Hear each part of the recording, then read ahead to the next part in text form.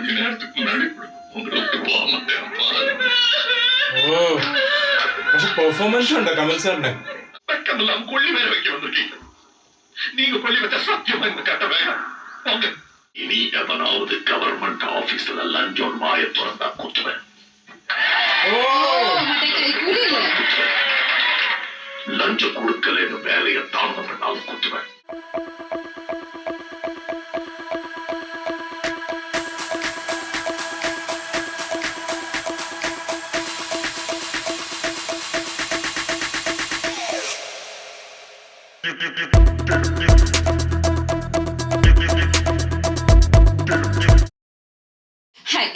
പുതിയ റിയാക്ഷൻ വീഡിയോയിലേക്ക് സ്വാഗതം. അപ്പൊ നമ്മളൊന്ന് റിയാക്ഷൻ ചെയ്യാൻ പോകുന്നത് നമ്മുടെ കമൽ സാറിന്റെ ഇന്ത്യൻ മൂവിയിലെ ആ പച്ചക്കിളികൾ കഴിഞ്ഞതിന് ശേഷമുള്ള ആ ഒരു സീനാണ്.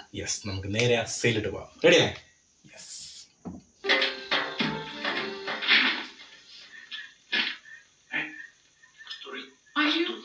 நான் மாட்டேப்பா, எனக்கு பயமா இருக்கு. ப்ராக்ரஸ் போடல மாத்திரம் அப்பா கையெழுத்து போடுறல. அதுலண்ணா என் ப்ராக்ரஸ்க்கா ஒரே ஒரு தடவை அப்பா கையெழுத்த இந்த செக்ல போடு. 5-10னா பரவாயில்லண்ணா, 20,000 ரூபாய் போட்டிருக்க. 20,000? ஐயோ, அப்பா தெரிஞ்சா வெட்டி போட்டுவாரு. பெட்டி ஆபீசருக்கு எதுக்கு 20,000 ரூபாய்? வேலைக்கு சர்டிபிகேட் தானே கேட்பாங்க. 20,000 ரூபாய் எதுக்கு? எம்ப்ளாய்மெண்ட் எக்ஸ்சேஞ்சில் பதிவு தேதியை ஏற்கனவே செஞ்ச மாதிரி மாத்துறதுக்கு. அதாவது உனக்கு முன்னாடியே வேலைக்கு காத்துட்டு இருந்த வயத்துல அடிச்சுட்டு நீ வேலைக்கு சேர்றீங்க. இன்னைக்கு தேதிக்கு இப்படி எல்லாம் செஞ்சாதான் வேலை கிடைக்கும். அப்படி ஒரு குறுக்கு வழியில வர வேலை உனக்கு தேவையில்லை. எதுக்கெடுத்தாலும் நேர் வழி கொள்கை அது இதுன்னு எதுக்குப்பா என் ஃபியூச்சரை ஸ்பாயில் பண்றீங்க? அதுக்குதான் உங்க தியாகிகள் கோட்டால ஒரு மெடிக்கல் சீட்டோ ஒரு இன்ஜினியரிங் சீட்டோ வாங்கி கொடுங்க. அதுவும் முடியாதுன்றீங்க. அது வசதி இல்லாத ஏழை தியாகிங்க பிள்ளைகளுக்கு. உனக்கு என்ன குறைச்சு? எல்லா வசதியும் பண்ணி வச்சிருக்கல. நீ இன்னும் நல்லா படிச்சு நிறைய மார்க் வாங்கி இருக்கணும். என் மரமண்டைக்கு ஆட்டோமொபைல் டிப்ளமா தான் வாங்க முடிஞ்சிச்சு. அதுக்கு ஒரு வழி சொல்லுங்களேன். படிச்ச படிப்புக்கு வேலை கிடைக்குதா பாரு. இல்லன்னா இருக்கிற நிலத்துல கௌரவமா விவசாயம் பண்ண முடியாது. எனக்கு இந்த விவசாயம் எல்லாம் சரிப்பட்டு வராது. நம்ம சுத்தி இருக்கிற உலகம் நம்மள ஓவர்டேக் பண்ணிட்டு எங்க போயிட்டு இருக்கு. நீங்க என்ன 1940 என்னால முடியாதுப்பா. இப்ப உங்களால 20,000 ரூபாய் கொடுக்க முடியுமா? முடியாது. குறுக்கு வழியில போறதுக்கு நான் காசு അന്നലെ പക്ക ഇന്ത്യനാണ്. പക്ഷെ ചന്ദ്രൻ அவசரப்படாத ப்ளீஸ், சொன்னா கேளு. என்னடா அதெல்லாம்? நான் மெட்ராஸ் போறேம்மா. இவர் கூட இருந்த நியாயம் பேசிக்கிட்டு இருந்தா பைத்தியம் முடிச்சு பாய பிராண்ட வட்டிதான். சரியான மியூசியம் பரடு. கண்ணாடி பட்டிக்குள்ள வைக்கிறதுக்கு தான் லாயக்கு. பழைய காலத்து வால்வு ரேடியோ மாதிரி. நான் போறேம்மா.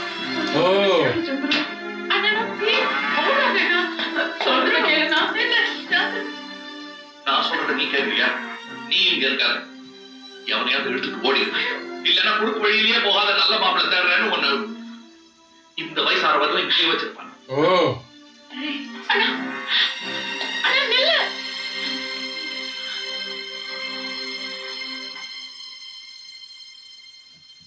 മാക്സിമം പറഞ്ഞിട്ട് പോയില്ലേ?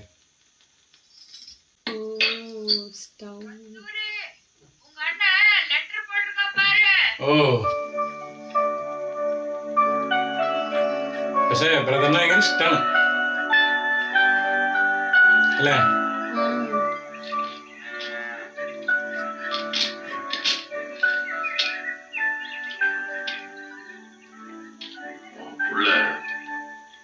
மெட்ராஸ்ல ஆர்டிஓ ஆபீஸ் வாசல்ல தற்காலிகமா வேலை தேடிக்கிட்டாங்க. உங்களையும் அங்க வந்துட சொல்லி லெட்டர் போட்டிருக்கேன். അവരോട് പോകാൻ വേണ്ടിട്ടേ അച്ഛനോട് പോകാൻ പറഞ്ഞു. இல்லப்பா, உங்களோட போக மாட்டேன்.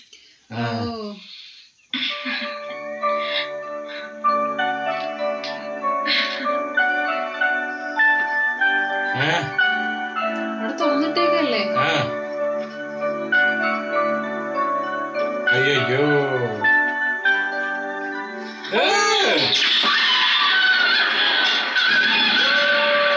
ദുരന്തായിരുന്നോ?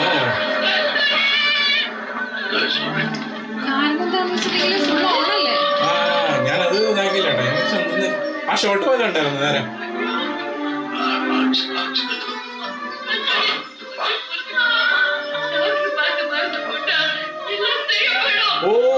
വീട്ടിൽ പാത്ത് അതിന് മുന്നേ ഉള്ള കസ്തൂരിയെ കണ്ടിന്യൂ വെച്ചിട്ടില്ലേ? കത്തിയതാ അപ്പൊ ഉദ്ദേശിച്ചത്.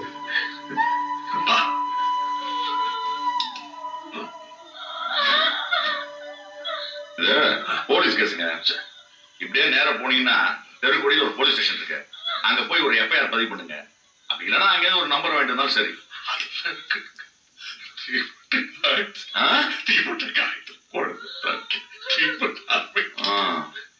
இத பாருங்க, இது 3rd டிகிரி பர்ன்ஸ். உடைக்கிறது ரொம்ப கஷ்டம்.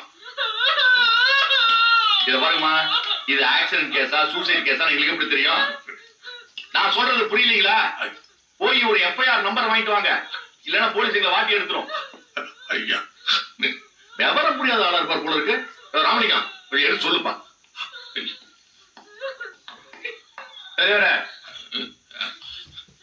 கொஞ்சம் அப்படி வாங்க.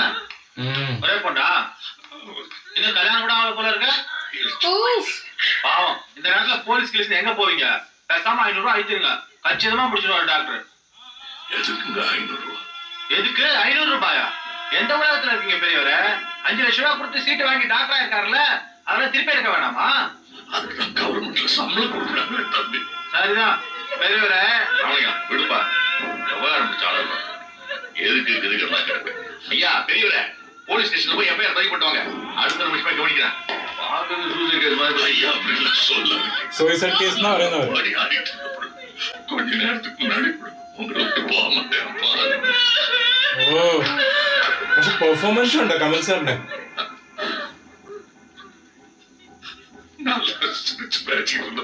பேசாம 500 ரூபாய் கொடுத்து முடிச்சிட்டு போயா. எதுக்கு போயா? உனக்கா புத்தி வர? போய் எஃப்ஐஆர் வா போ. வாய்ஸ் சொல்லியா செகண்ட் எடுத்து வெளிப்படியா.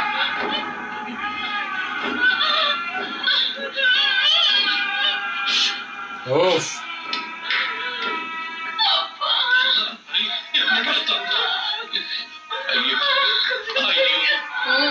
ഭയങ്കര സിറ്റുവേഷൻ. വല്ലാത്ത സിറ്റുവേഷൻ. മകനില്ല തന്നെ വീട്ടിൽ കയ്യിൽ കൂടെ. പോലീസ് സ്റ്റേഷനിലോട്ട് പോകണത് എവിടെയും സീൻ ഉണ്ടാവാൻ സാധ്യതയുണ്ട് അല്ലേ? കാരണം ഇപ്പൊ എല്ലാരും കൈക്കൂലി മേടിച്ചു തുടങ്ങിയില്ലേ? അതാണ് കാണിച്ചത്. என் பொண்ணு கோபர் காசுல பத்தி வந்து ஆஸ்பத்திரியில உயிருக்கு போராடிட்டு ஆஸ்பத்திரியில கேஸ் பதிவு செய்யாம காமிக்க மாட்டேங்கிறாங்க. ஒரு கேஸ் பதிவு செஞ்சு பதிவு கொடுத்தீங்கன்னா சிகிச்சை ஆரம்பிக்கலாம். அந்த ஏரியா வாவுசி நகர். ஐயா முத்துவேலு, வாவுசி நகர் நம்ம அண்டர்ல வருது. ஆமாங்க, புதுசா டிவிஷன் பிரிக்கிறப்போ அதை நம்ம பக்கம் தள்ளி விட்டுட்டு காமராஜர் நகரை அவங்க எடுத்துக்கிட்டாங்க. பெரியவரே, நீங்க தப்பான போலீஸ் ஸ்டேஷனுக்கு வந்திருக்கீங்க. 1ஆம் தேதியில இருந்தா உங்க ஏரியா எங்க ஜூரிஸ்டிக்ஷன்ல வருது. என்ன பண்ணலாம்? ஆபத்துக்கு யாரு வேணா அட்டன் பண்ணலாம.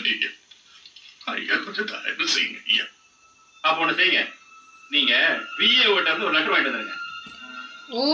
என்னங்க ஐயா? வில்லேஜ் அட்மினிஸ்ட்ரேஷன் ஆபீசர்னு ரெவென்யூ டிபார்ட்மெண்ட் ஆளுங்க. உங்க ஏரியால நாயகர் ஒருத்தர் இருக்காரு, ரொம்ப நல்லவர். அவர்கிட்ட போய் நீங்க தான் இன்னார் பொண்ணுதான் இது, இந்த விலாசத்துல தான் இருக்கீங்க, இது தற்கொலையோ கொலையோ இல்ல விபத்து தான், ஒரு சர்டிபிகேட் வேணுங்க. உடனே எஃப்ஐஆர் பதிவு செஞ்சிடலாம். ஐயா என்னையா இப்படி பண்றாரு? ரூல் அப்படிங்க, வேற வழியே இல்லைங்களா? இருக்குது. அந்த ஏடுகிட்ட ஒரு 250 ரூபாய் கொடுங்க, போய் சர்டிபிகேட் ஏற்பாடு பண்ணுங்க. പൈസയാണ് എല്ലായിടത്തും ചോദിക്കുന്നത്. எதுக்கா? இந்த மாதிரி ஆபத்துக்காரங்கள்ல ரூல் படியெல்லாம் நடக்கணும்னா சர்க்கார் மிஷினுக்கு அங்கங்க ஆயில் போட்டுதான் ஆகணும். ഓ, சரி, ஒரு அரசாங்க அதிகாரி தன்னுடைய கடமை செய்யறதுக்காக காசு கேட்கறது ஞானம் இல்லைங்க. ஓஹோ, கடமை செய்யணுமா? சரி, நீங்க விஏஓட போய் சர்டிபிகேட் வேண்டாங்க, அப்புறமே கடமை செய்யறேன்.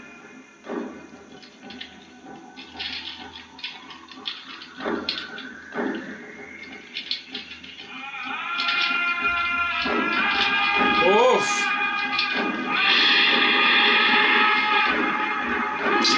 ആളുടെ മറ്റേ സംഭവമാണ് അനുവദിക്കാത്തത്. അടുത്ത ഒരിടത്തും മറ്റേ കൈക്കൂലി കൊടുത്തിട്ട് ചെയ്യണ്ട എന്നുള്ളത്. കാരണം മറ്റേതും കൂടിയല്ല, ആള് ദേശത്തിന് വേണ്ടിയിട്ട് സ്വതന്ത്രം മത്സരിച്ച് പങ്കെടുത്ത ആളല്ലേ. വില്ലേജ് അഡ്മിനിസ്ട്രേറ്റീവ് ഓഫീസർ ഈ സമയത്ത് അവര് അറ്റൻഡ് ചെയ്യും. രാത്രിയില്ലേ കാണിച്ചേ? எல்லாம் சரிதான் பெரியவரே. முறைன்னு ஒண்ணு இருக்குல்ல, நாளைக்கு காலையில தலையாரி அனுப்புறேன். அவ அக்கம் பக்கத்தை விசாரிச்சு விவரம் எல்லாம் உண்மைதான் ஒன்று சொல்லட்டும். உடனே போலீஸ் ஸ்டேஷன் ரிப்போர்ட் அனுப்பிச்சிடுறேன். அதுக்கெல்லாம் நேரம் இல்லைங்க ஐயா. இப்பவே வேணும்னா 150 ரூபா ஆகும். അവിടെ 500 250 കിട്ടും. எங்க பார்த்தாலும் காசு. எதுக்கு எதுக்கு முறைப்படி கடமை செய்யறதுக்கு எதுக்கு காசு கேட்கறீங்க? நான் இருக்க பணம் கொடுத்துடலாம், இல்லாதவன் என்ன செய்யலாம்? இல்லாதவன் உயிரோட இருந்தானா இல்லாட்டி என்ன? അതാണ് ഞാൻ വേണമെങ്കിൽ കൊടുക്കാന്ന് പറഞ്ഞില്ലേ, പക്ഷെ ഇല്ലാത്ത ആൾക്കാരെ എന്ത് ചെയ്യും? ഇല്ലാത്ത ആൾക്കാരെ ഉണ്ടായാലില്ലെങ്കിൽ കുഴപ്പമില്ല.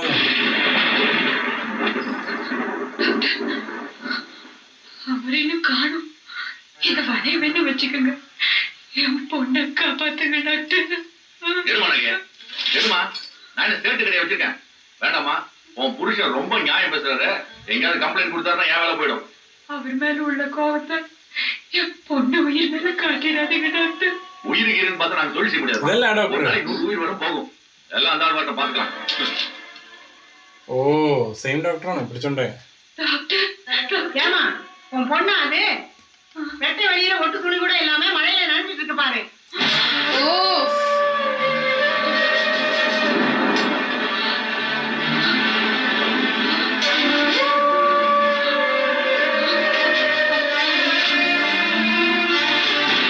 ചൂട് എരിഞ്ഞേണ്ടേ ആ മഴ വെള്ളം.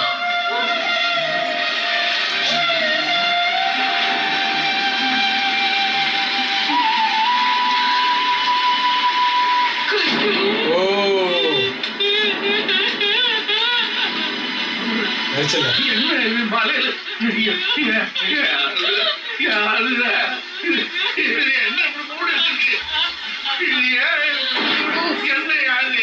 என்ன பேர் எப்படி பண்ணீங்க? பேசாம கேட்ட காசை கொடுத்து தொலைச்சிடலாம்ல. இப்ப பாருங்க, போலீஸ் கைக்கு போனா வெளியே கொடுக்க மாட்டாங்க, காசு கட்டாம பாடியை மாற்றலே எடுக்க மாட்டாங்க. எல்லாம் ஒன்னாலயா?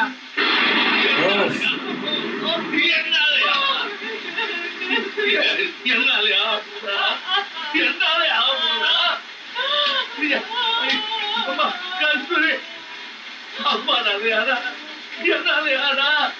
ஐயோ தங்கமே, என்னாலையா? நான் செஞ்ச தப்பா, நான் செஞ்ச தப்பா, நான் செஞ்ச தப்பா. ആ ചെയ്തത് ശരി. நான் செஞ்ச தப்பா. ആ എല്ലാരും അത് പറഞ്ഞില്ലേ, നിങ്ങളല്ലാന്ന് പറഞ്ഞില്ലേ? ஐயோ நான் செஞ்ச தப்பா. ஐயோ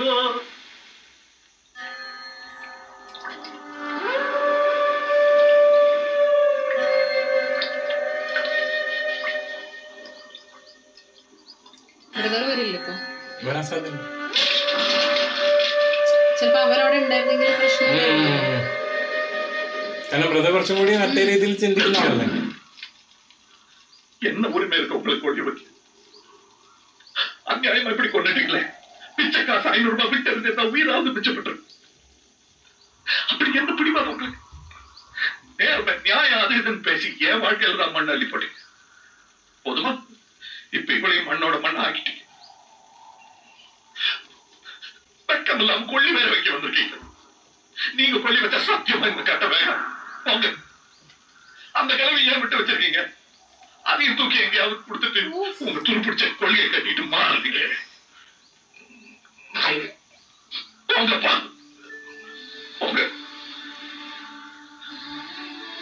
പക്ഷെ ചന്ദ്രയുടെ പെർസ്പെക്റ്റീവ് ആണ്. രണ്ടുപേരുടെ പെർസ്പെക്റ്റീവ് ശരിയാണ്. പക്ഷെ ടോട്ടലി നോക്കുമ്പോ ഇന്ത്യൻ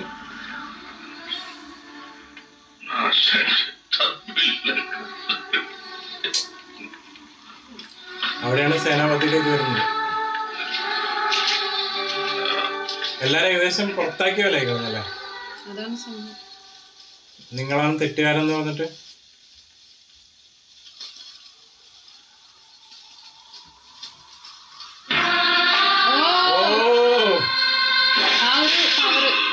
അങ്ങനത്തെ ആളെങ്ങനെ ചെയ്യുന്നതാണ് അല്ലേ?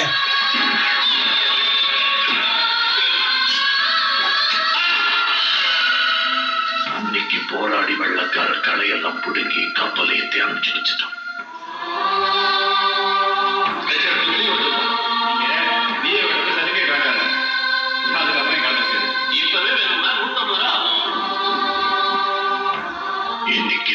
பசுமையாக்க வேண்டிய சில அரசாங்க ஊழியர்களே களையா முளைச்சு நிக்கிறாங்க.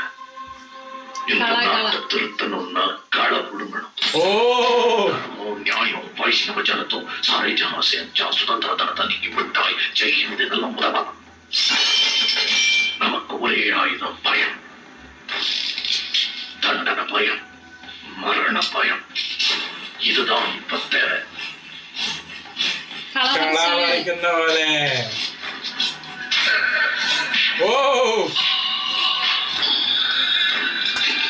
അങ്ങനെ തുടങ്ങിയതാണ് ഓരോരോ ആൾക്കാർ എല്ലാവർക്കും കൊടുക്കുന്നുണ്ട് കളവരയ്ക്കുന്നത്. അപ്പൊ തുടങ്ങിയാണ് ഒരാളെ. ഇത് മറ്റേ പോലീസുകാരനല്ലേ? ഓ ഷോട്ട്.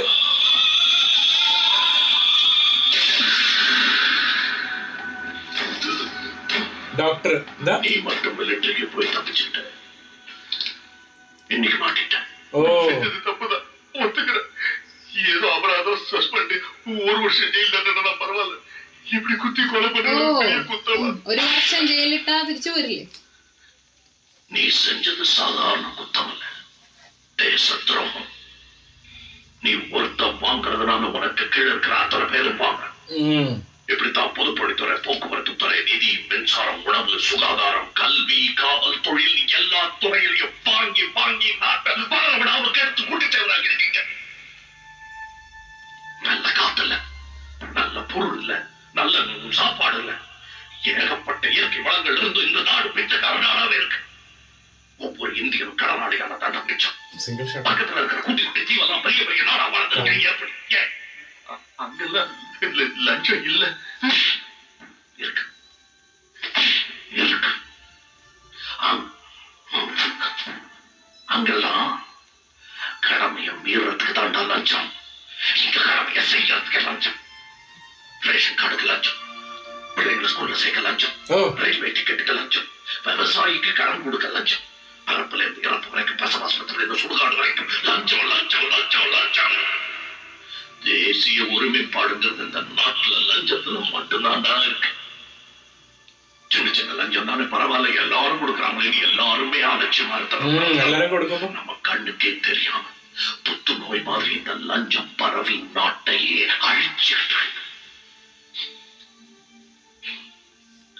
லஞ்சம் வாங்குறதும் தப்பு, கொடுக்கறதும் தப்புன்னு எல்லாரும் உணரணுங்கிறதுக்காகத்தான் இந்த அடையாள கொலை. അത് മറ്റേ ഇതിലാണ് ടിവിയിൽ കാണിക്കുന്നുണ്ട് ഡയറക്റ്റ്. என்ன மாதிரி எல்லாரும் கத்திய தூக்க சொல்லுங்க. கொடுக்கறத நிறுத்துங்க. லஞ்சம் கொடுக்கறத நிறுத்துங்க. லஞ்சம் ஒழியா அது வரைக்கும் போராட்டம் தொடரும். ஒரே ஒரு போன் கால் 488367 போட்டு கொடுங்க. 1 ஹவர்ல எவ்வளவு பணம் வேணாலும் கொண்டு வந்து சொல்றேன். ப்ளீஸ் என்ன விட்டுருங்க, தயவு செஞ்சு விட்டுருங்க ப்ளீஸ். ഇപ്പല്ലേ പറഞ്ഞേ മറ്റേ പൈസ ഇതാക്കരുതല്ലേ? நீங்க திருந்தவே மாட்டீங்கடா. நான் கத்திய தூக்கினது தப்பே இல்லை. ഓ ഡയറക്റ്റ് വിഷ്വൽ പോയിട്ടോ. കലക്ടർ ഓരോ സ്ഥലത്തോട്ട് പോയി, ഡയറക്റ്റ് ആയിട്ട് പോയി. കലക്ടർ എടുത്ത് മെയിൻ ഹോം സെക്രട്ടറി എല്ലായിടത്തും പോയല്ലോ. MLA ഹോസ്റ്റൽ പൊളി. ഇത് ഏകദേശം അന്യല്ലേ? എന്താ ചന്ദ്രു அந்நியர்கள் இந்த நாட்டை சுரண்டும் போது அடிச்சு அடிச்சு அழிஞ்சு போற கை இது. நம்ம நாட்டுக்காரனே சுரண்டும் போது பார்த்துட்டு சும்மா இருக்க. இனி எவனாவது கவர்மெண்ட் ஆபீஸ்ல லஞ்சம் மாய திறந்தா குத்துவேன். லஞ்சம் கொடுக்கலன்னு வேலையை தாழ்ந்த பண்ணாலும் குத்துவேன். ஜெயஹிந்த்.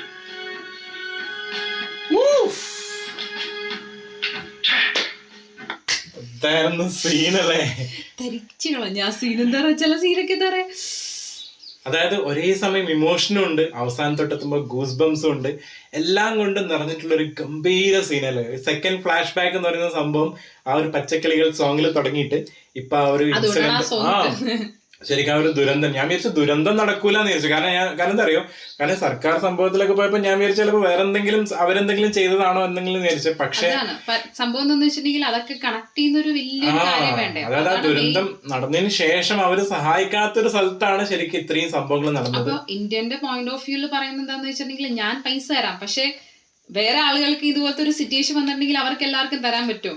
തരാൻ പറ്റാത്ത ആൾക്കാർ എന്ത് ചെയ്യും? അപ്പൊ പറഞ്ഞാൽ തരാൻ പറ്റാത്ത ആളുകൾ ജീവിക്കണോ മരിക്കണോ എന്നുള്ള അവര് തീരുമാനിക്കണം എന്നുള്ള സംഭവം ഒരു വല്ലാത്തൊരു സംഭവമാണ്. അവിടെ ശരിക്കും നമ്മൾക്ക് എന്താ പറയാ, സേനാപതിയുടെ കൂടെ നിൽക്കണോ ചന്ദ്രന്റെ കൂടെ നിൽക്കണോ എന്നുള്ളൊരു ഫുള്ളൊരു കൺഫ്യൂഷൻ ആണ്. കാരണം ചന്ദ്രന്റെ പോയിന്റ് ഓഫ് വ്യൂല് പറയുന്നതെന്ന് വെച്ചിട്ടുണ്ടെങ്കിൽ കൊടുത്തിരുന്നെങ്കിൽ ലോസ് ഉണ്ടാവില്ലായിരുന്നുള്ള സംഭവം. പക്ഷെ ചോദിക്കുന്ന സമയത്ത് മറ്റൊരാളുടെ പോയിന്റ് ഓഫ് വ്യൂല് നോക്കുന്ന സമയത്ത് അവിടെ തെറ്റുണ്ട്. രണ്ടും അതായത് ഒരേ സമയം സേനാപതിയുടെ ഭാഗത്തും ന്യായമുണ്ട്, ചന്ദ്രയുടെ ഭാഗത്തും ന്യായമുണ്ട്. പക്ഷെ ചന്ദ്ര പറയുന്ന സംഭവം എല്ലാവരും അത് ചെയ്തുകൊണ്ടിരുന്നാല് അത് തെറ്റല്ലേ എന്നുള്ള സംഭവം കൂടി ഉണ്ട്.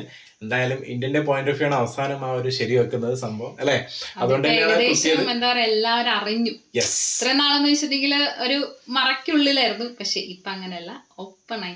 അതെന്തിനാ അറിയാം ഓപ്പൺ ആക്കിയത്? എല്ലാരും അറിയാൻ വേണ്ടിയിട്ട്, ഇനി ആരും വാങ്ങാണ്ടിരിക്കാനും കൊടുക്കാണ്ടിരിക്കാനുമാണ് ആ ഒരു സംഭവമാണ് കൊടുത്തിരിക്കുന്നത്. അവസാനം ജയ്ഹിന്ദ് പറഞ്ഞിട്ടുണ്ട്. പ്രത്യേകിച്ച് സേനാപതി ഇത്രയും സ്വാതന്ത്ര്യ സമരം ആ ഒരു സംഭവത്തിൽ പങ്കെടുത്ത ഒരാള് ഒരിക്കലും അങ്ങനെയുള്ള സംഭവത്തിന് കൂട്ടു നിൽക്കില്ല. ആ ഒരു സംഭവമാണ് കാണിച്ചിട്ടുള്ളത്. അതിന്റെ ആ ഒരു പോയിന്റ് ഓഫ് വ്യൂ കാണിച്ചത്. ചന്ദ്രപ്പ് എന്താ പറയാ ഫുള്ളി ഇങ്ങനെ ഇതായിട്ടിരിക്കുന്നുണ്ട്. അയ്യോ ഇനി എന്താ സംഭവിക്കാൻ പോകുന്നതെന്നൊക്കെ നോക്കിയിട്ട് ഇനി നമ്മളും ക്യൂരിയസ് ആണ് ശരിക്കും. കാരണം നെക്സ്റ്റ് എന്തെങ്കിലും നടക്കാൻ പോകുന്നത്. കാരണം നമ്മൾക്ക് കുറെ ആളുകൾ വന്നിട്ട് കുറെ അധികം ക്ലൈമാക്സ് പറഞ്ഞു തരുന്നുണ്ട്. പക്ഷെ എല്ലാം പല പല പല പല പല രീതിയിലാണ് പറഞ്ഞു തരുന്നത് മാത്രമേ ഉള്ളൂ. അപ്പൊ നമുക്ക് എന്തായാലും കണ്ടു തന്നെ അറിയാം. കാരണം എനിക്ക് തോന്നുന്നു ഇവിടെ രണ്ടുപേരും ടോട്ടലി ഓപ്പോസിറ്റ് ആണ്. ഈ ഒരു സംഭവം ഇവൻ മീഡിയയിലൂടെ പറഞ്ഞു കഴിഞ്ഞിട്ടും ചന്ദ്രു ഫുള്ളി സാറ്റിസ്ഫൈഡ് ഒന്നല്ല അല്ലെ. പിന്നെ എടുത്ത് പറയേണ്ട ഒരു സംഭവം ഉണ്ട് കേട്ടോ. അതായത് കമൽ സാറിന്റെ രണ്ട് റോൾ, ഇപ്പൊ ചന്ദ്രു ആയാലും സേനാപതി ആയാലും രണ്ടുപേരും ഒരു രക്ഷയില്ലാത്ത പെർഫോമൻസ് ആയിരുന്നു. രണ്ടും രണ്ട് രീതി. അതെന്താ പറയാ, നമുക്ക് പണ്ടത്തെ മൂവീസിലെ കാണുന്ന സമയത്ത് നമുക്ക് പെട്ടെന്ന് മനസ്സിലാവും എന്താ പറയാ അതൊരു അങ്ങനെ നമുക്ക് പെട്ടെന്ന് ആ ഒരു ടെക്നിക്കാണെന്നൊക്കെ മനസ്സിലാവും. പക്ഷെ ഇതിനകത്ത് നോക്കുമ്പോഴാണെന്നുണ്ടെങ്കിൽ രണ്ടുപേരും എന്താ രണ്ട് ടൈപ്പ് ക്യാരക്ടറാണ്, രണ്ട് മനുഷ്യരെ പോലെ. അതും കറക്റ്റ് ആ ഒരു സംഭവം ഉണ്ട്. പിന്നെ ഏറ്റവും എടുത്തു പറയേണ്ട കമൽ സാറിന്റെ ആ ഒരു മകള് മരിച്ചതിന് ശേഷം അല്ലെ, ആ ഹോസ്പിറ്റലിൽ കൊണ്ടുപോയതിനു ശേഷമുള്ള ഡയലോഗ് ഡെലിവറി, സൗണ്ട് ഇല്ലാതാവുന്ന അവസ്ഥ ഉണ്ടാവില്ല നമുക്ക് ആ ഒരു സിറ്റുവേഷൻ വരുന്ന സമയത്ത്. അത് കറക്റ്റായിട്ട് കാണിച്ചിട്ടുണ്ടായിരുന്നു. ഗംഭീര പെർഫോമൻസ്. വെറുതെ അല്ല ഈ മൂവിക്ക് ബെസ്റ്റ് ആക്ടറിനുള്ള നാഷണൽ അവാർഡ് കിട്ടിയത്. അപ്പൊ എന്തായാലും നമുക്ക് ബാക്കി കാണാം. അത്രയേ ഉള്ളൂ. അപ്പൊ ഇതുപോലെ നല്ല വീഡിയോസ് ആയിട്ട് വരുന്നത്. ശരി, ഇതിലെ മറ്റൊരു സീനായിട്ട് ബൈ ബൈ.